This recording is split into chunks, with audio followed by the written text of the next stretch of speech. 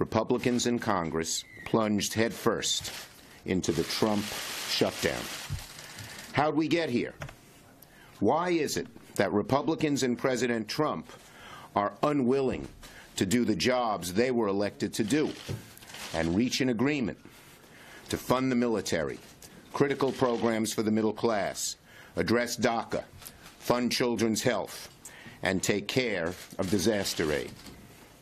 Over the last several months, Democrats have bent over backward to negotiate with the White House. Unfortunately, the President and Republican leaders in Congress are like Abbott and Costello. The congressional leaders tell me to negotiate with President Trump.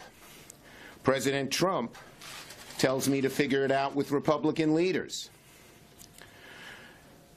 Let me talk a little bit about what transpired in the negotiations.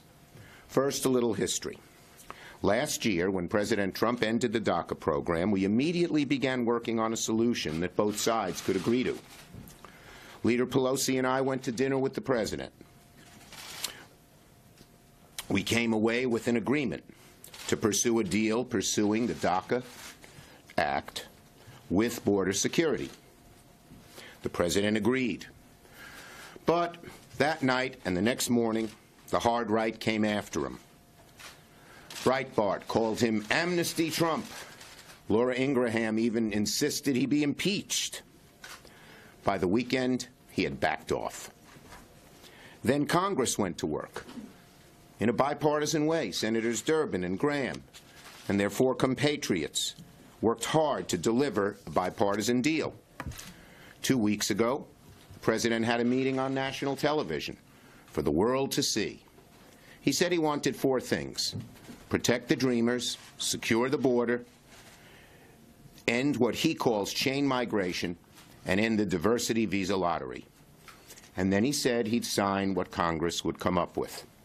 Well, the bipartisan Gang of 6 delivered. When the President heard about the contours of the deal on the phone with Senator Durbin, he was thrilled. He invited Senators Durbin and Graham to the White House, but the hard right attacked again. A meeting that could have ended in a bipartisan handshake instead devolved into one of the most infamous meetings of his presidency. But still, we went back to work. Excuse me, have a cold.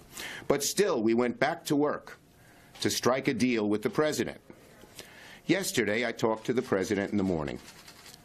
We were not far apart on the issues. A deal to fund military and critical programs for the middle class can be struck. We agreed to the contours of that deal. An immigration deal was reached. We could address children's health insurance, other health issues, disaster aid. We went to the meeting and had a long and productive discussion. I told the President we Democrats were willing to fund the military at the highest levels in history, far above even his budget request. I reluctantly put his wall request for the southern border on the table. It was his request. We left the meeting having agreed to try for a short-term CR that would keep everyone at the negotiating table for a few more days. The President suggested, let's do it by Tuesday night. We said, great. Several hours later, he called back. He said, so I hear we have a 3-week deal. I said, no, Mr. President, no one's even talked to me about a 3-week deal. I heard that's the deal. I said, no one's talked to me. I called Leader Pelosi. No one had talked to her. Then, a few hours later, they called back again. Well, we're going to need this, in addition. Things, it was General Kelly, that they knew were far, far right and off the table. Now, the lunch that seemed so promising was quickly overtaken by hard right forces in the administration, even though we bent over backwards to meet the President's demands. Negotiating with this White House is like negotiating with Jell-O. It's next to impossible. As soon as you take one step forward, The hard right forces the president 3 steps back. Now, I want to say, I don't have the personal animus that a lot of my colleagues have towards the president. We're both blunt and direct. I agree with him vehemently on just about every issue, but at least we can talk to one another. But it's next to impossible to strike a deal with the president because he can't stick to the terms. I have found this out. Leader McConnell has found this out. Speaker Ryan has found this out. So here we are on the first anniversary of the president's inauguration, mired in the Trump shutdown. It doesn't have to be this way. We can get big things done. We can fund the military at the highest level ever. We can commit unprecedented resources to the fight against opioids, to our veterans, to pension plans that are drying up. We can protect our southern border and protect young Americans who were brought here as children. We can pass children's health insurance. And I've never seen something so cynical as Republicans pitting groups of children against each other. They hold up CHIP to hold other children, these time the DACA kids, hostage. That's a disgrace. That's not what America wants. We can also pass disaster aid, which Texas, California, Florida, and Puerto Rico want. We can do big things, but the president needs to step up and lead. The Republicans control the presidency, the Senate, the House. They know who's responsible. The American people know that the Republicans control the presidency, the Senate, and the House, and they know who's responsible. America knows this is the Trump shutdown. Only the president can end it. We Democrats are at the table. We're ready to negotiate. The president needs to pull up a chair to end this shutdown. Ready for your questions. Kane.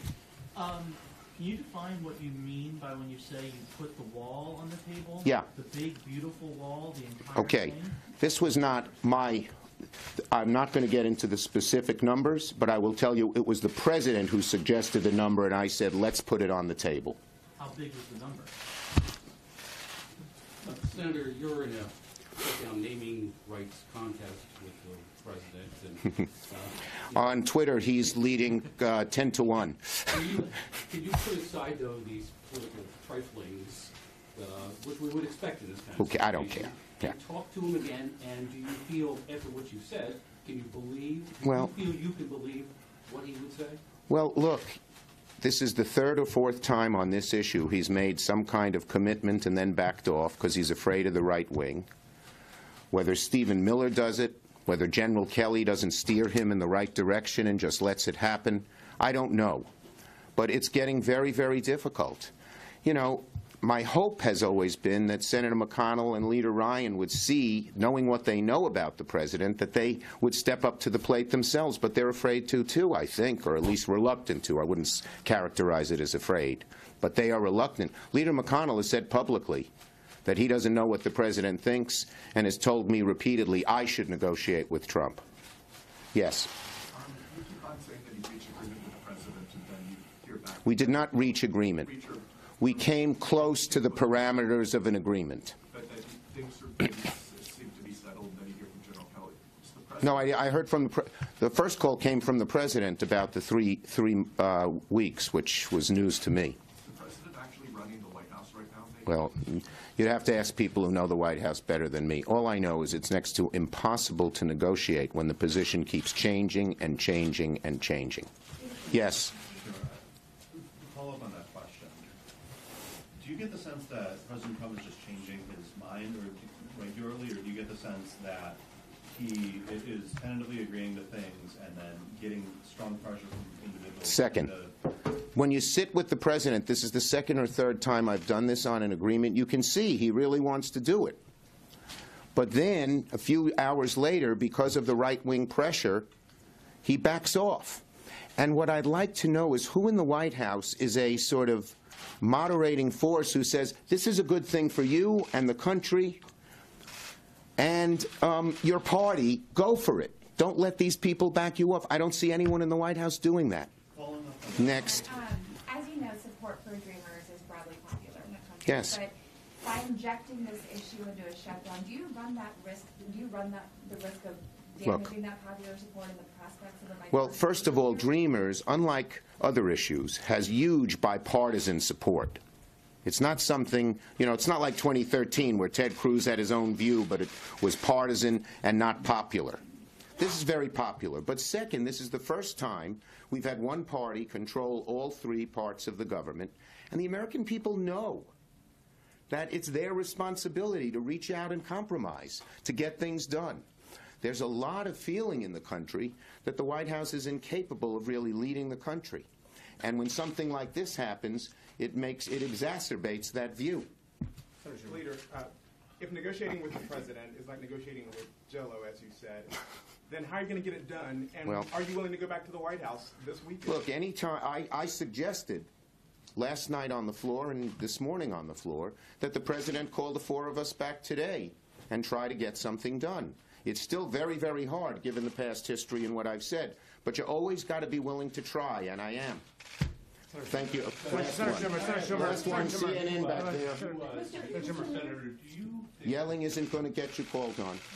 can you just talk a little bit about the end game? Do you think Democrats have the stomach for a shutdown that lasts a week, 2 weeks, 2 months? I think the And do you think that Republicans, if you hold out long enough, will say, okay, we'll take the Gang of Six deal and pass it? Look, there are various compromises being bandied about. They're bandied about with far more serious today than they were yesterday by the Republican side. And I'm always willing to listen to compromises as to how to get this done. But at this point, we feel very, very strongly about the issues, not just Dreamers, but opioids, pensions, not funding the military on a CR basis. And we feel the American people are on our side. Why not accept a 3-week deal? Senator, why not accept a 3-week deal?